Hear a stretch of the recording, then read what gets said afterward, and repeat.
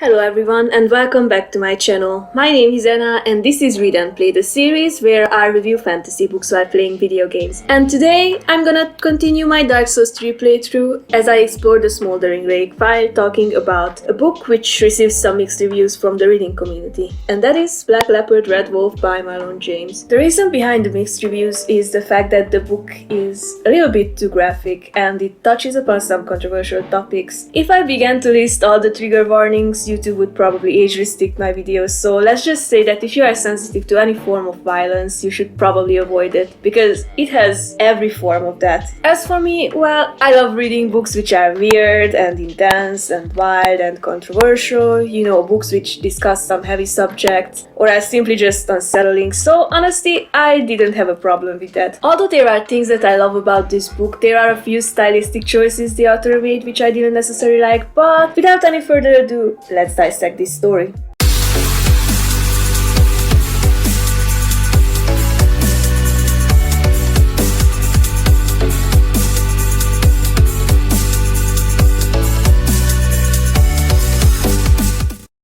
Black Leopard, Red Wolf is the first book of the Dark Star Trilogy, which is the story of Tracker, a man with a special nose which comes in handy when you need someone to track down something for you. The main plot revolves around an investigation job he is hired for in order to find a missing child he barely knows anything about. And as he tries to find the target, you as a reader get to slowly put together the puzzle of mystery revolving around that child, and discover the wild African mythology-inspired world they live in. It's a well-balanced combination of dark fantasy and mystery which works really well. The story is written in the form of a confession and is broken down to multiple parts based on the geographical location of the protagonist. The first part tackles Tracker's childhood and the events of how he met a leopard who can turn into a human, along with a Sangoma who is an anti-witch, and a group of Mingi children. Mingi children are born with deformities or any strange qualities which are believed in villages to be cursed, so they are often killed or outcast, but in this case instead they are taken to the Sangoma who raises them. The second part starts the actual investigation job, in which Tracker meets the leopard in a bar who recruits him for the job. Then we go on a journey with the crew, which consists of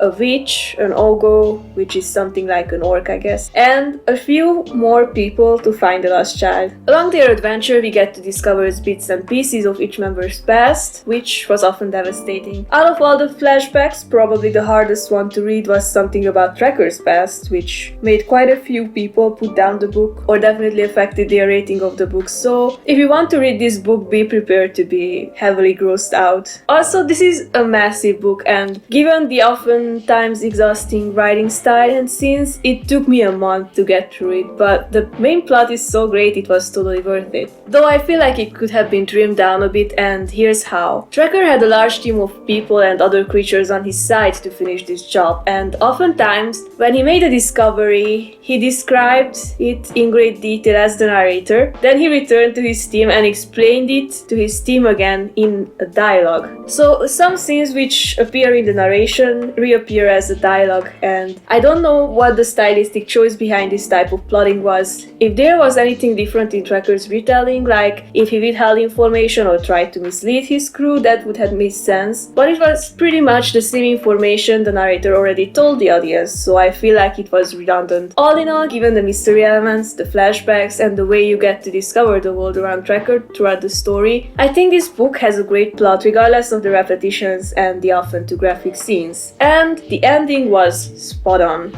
The world building of this book is legit what got me interested in African mythology. The wild, well-detailed, intricate world created by Marlon James is definitely stunning. I really loved all the different creatures, such as the leopard who can turn into a human, the Omoluzu, who are roof-walking night demons from an age before this age, the Bultungin, who are were hyenas, a creature called the Aesi or Aeshi, I don't know how to pronounce it, who sends assassins made of dust and can telekinetically control masses of people. There's also the Impundulu, which drains victims' bloods and turns them into lightning-filled zombies, and many more. There was one thing which usually bugs me in other books which didn't bother me here, and that's the blessing or the protective charm put on Tracker by the Sangoma. As I mentioned it in the Savior's Champion review, I really hate magic used as plot armor, and similarly to how Tobias was blessed in the Savior's Champion, here we have Tracker protected by some magic stuff. The difference difference, however, is that the protection here has some limitations, and it was really well balanced, used enough to shield Tracker in order to keep the plot going, but not overused. The geographical world building was definitely amazing, though sometimes it was hard to follow since it's such a massive world. I also really liked the concept of 10 and 9 doors, which are magically linked doorways scattered throughout the 9 kingdoms and surrounding territory. And the fact that there's a particular order that you are allowed to cross them was really nice because it puts limitations onto magic, which I always enjoy. Also, there are the Darklands where dangerous creatures live, and time and distance are seemingly irrelevant, which is like crazy. I really like that place. Well,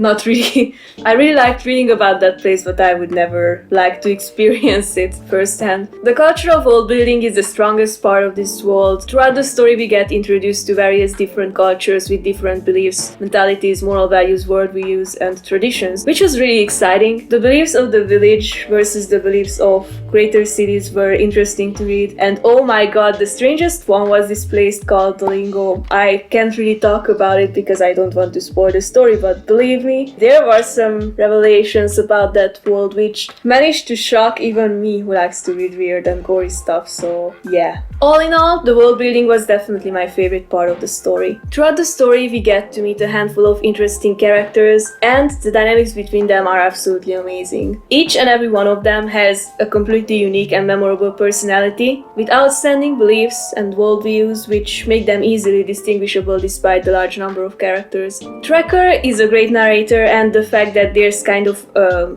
mystery in his personality and he withholds information, that definitely makes him an interesting character. He does have a lot of emotional baggage though, and I often see reviewers say that he's too sexist, but he's not like actively misogynistic, though you can definitely see he has a strange attitude towards women, which can be easily explained by his childhood. He bears a strange type of hatred towards women due to some childhood trauma thanks to his family situation and the things he witnessed as a child, which he tried to rationalize in a way that he blamed his mother for them, even though she was the victim in that case. So honestly, I wasn't bothered by this aspect of the story, and from my perspective it wasn't really offensive. He definitely has a lot of emotional baggage and he has a damaged personality. Also, his negative traits like jealousy and envy came off really well, which made him strangely relatable and believable. He's an interesting protagonist to follow. The dynamics between him and other characters are really good. Romances, friendships, hatred, everything was well handled. Possibly the most important point of the character writing was the love and hate friendship between Tracker and Leopard, especially because of the contrast between their personalities, which makes their bromance so interesting. Other characters were intriguing too, like Sad Ogo, who is an Ogo that is always depressed, and Mossy and his dad jokes and the awkward moments of silence after his puns. I just really love that side of him. I guess the only problem would be that the antagonist didn't leave a memorable impression on me, but overall the character writing was really good.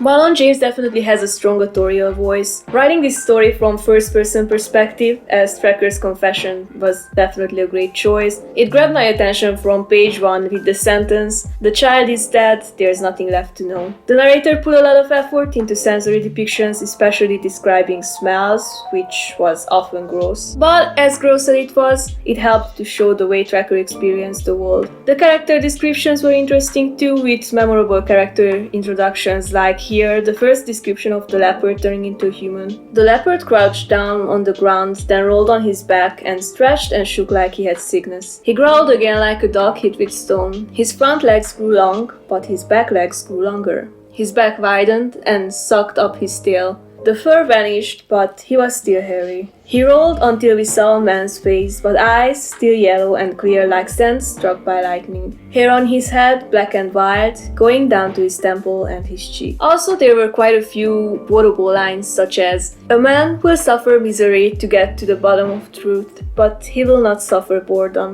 or "When kings fall, they fall on top of us." The dialogue was okay. It really showed the dynamic between the characters pretty well. The repetitions were annoying, as I said in the beginning, and it was too graphic sometimes. I can't talk about this part in great detail because I don't want my video to be age restricted and I don't want to give out spoilers, but there are certain things I did not want to read about in first person POV and I could have lived without reading those. So I can honestly see why people hate this book so much. What stunned me the most was the way the pacing and the narration style changed when we got closer to the ending. It really showed the sorrow Tracker felt when he was telling it. It felt like he changed the way he spoke because he wanted to delay talking about such a painful subject. Overall, I adore this type of writing, and I honestly need to read more books from this author just because of how much I love his wording. Before I summarize my opinion of this book, I would like to show you Neil Gaiman's review as well. According to him, Black Leopard Red Wolf is the kind of novel I never realized I was missing until I read it. A dangerous, hallucinatory ancient Africa which becomes a fantasy world as well realized as anything Tolkien made, with language as powerful as Angela Carter's. It's as deep as crafty as Gene Wolfe, bloodier than Robert E. Howard, and all Marlon James. It's something very new that feels old in the best way. And that's the best way one could describe this book. I honestly hate how much I love it. Then again, I love weird, so no surprise there. I love the plot and the way mystery and fantasy come together. I love the world building, especially the cultural part of it. And I love the characters too. Also, this book added the expression the gods to my vocabulary, which ever since then I use quite often. As for the graphic part, sometimes it felt forced, like it was trying to be too edgy and the repetitions were a bit annoying. Also, the antagonists weren't that memorable compared to other characters, so for all that I give it 4 stars. I will definitely read the next book as well, and I have other books from the same author on my TBR list already. But enough about my opinion. Have you read this book, or are you planning on reading it? Tell me in the comments below. If you enjoyed this video, give me a thumbs up. Next week I'm gonna review Assassin's Apprentice by Robin Hobb in Erikson of the Boreal Valley. So if you don't want to miss that, make sure to subscribe and press that notification button. I honestly appreciate each and every one of you who watch my videos on a weekly basis, so thank you all. If you're interested in more booky stuff, check me out on Instagram. I post reviews, polls, quizzes, and bracket elimination games. Thanks for tuning in and have a great day.